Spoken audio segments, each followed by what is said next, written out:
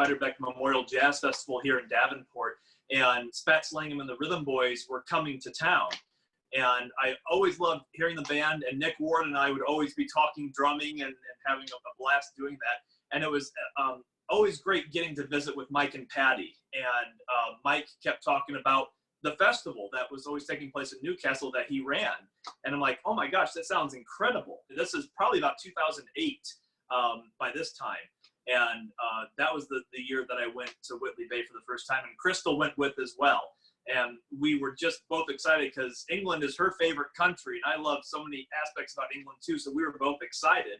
And Chauncey was only 2 years old at that point, and that was our first time ever leaving him as well. So it was a big trip for us, and we were really excited to be around friends, but experience another festival in another country, which we really hadn't experienced something like that before.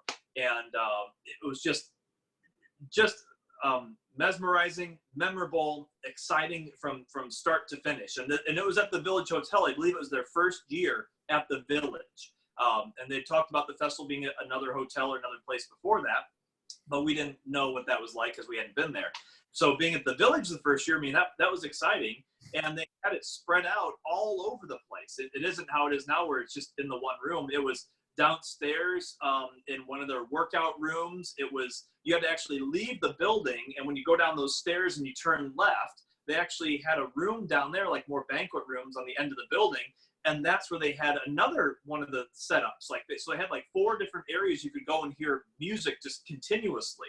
And I remember that because there was a guy out there that was selling hot dogs and different things in a little station, and people were getting their lunch as they were going into the hotel there.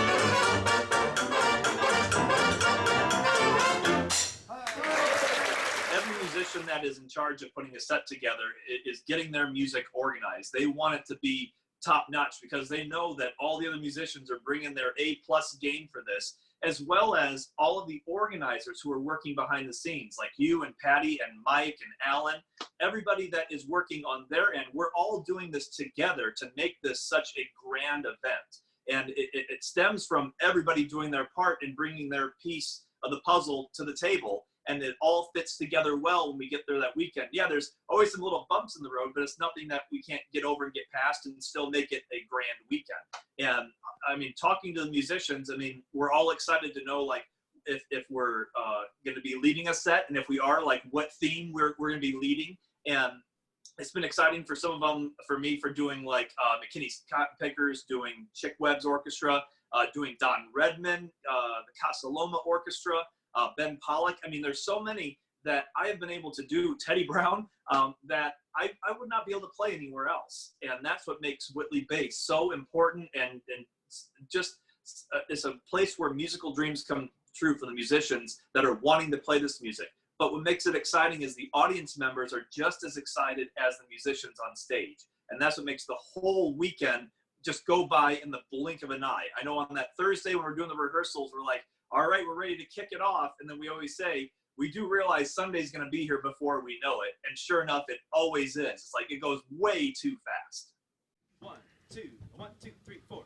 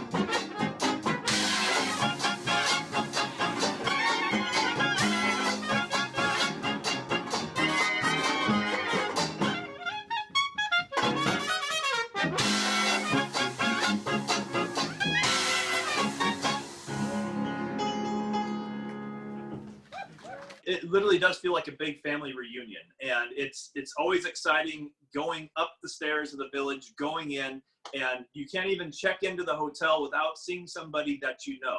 And it's usually you're getting a big hug from them or shaking their hands, and everybody's smiling, everybody's happy because it feels like we're all there as a family again, getting ready to have a great weekend and make memories like we've done in years past. And I really have not felt that at other festivals. There's only like a few more. One of them that I do up in Minnesota, it's where my family vacations, and it's kind of the same thing. We walk in there, and the whole town embraces us and loves having us there. It makes us feel like family. But I can't say that for every single event that I play. There's a lot I just walk in and play. But Whitley Bay has really had that reputation of bringing the musicians and the fans together like family and making you feel like family. And that shows that everybody, the musicians and the staff working behind the scenes, really care about what we're all doing there and why we're doing that. And that all stems from Mike's grand idea of forming the event. And so that's why Mike gets all the credit for all of this. And I love talking about Mike and thinking about all those memories we had together. And that felt like family even way back in the 90s when I first met Mike and Patty. But yeah, I definitely agree. It is a family atmosphere when you're there at Whitley Bay. 1, 2, 3, 4.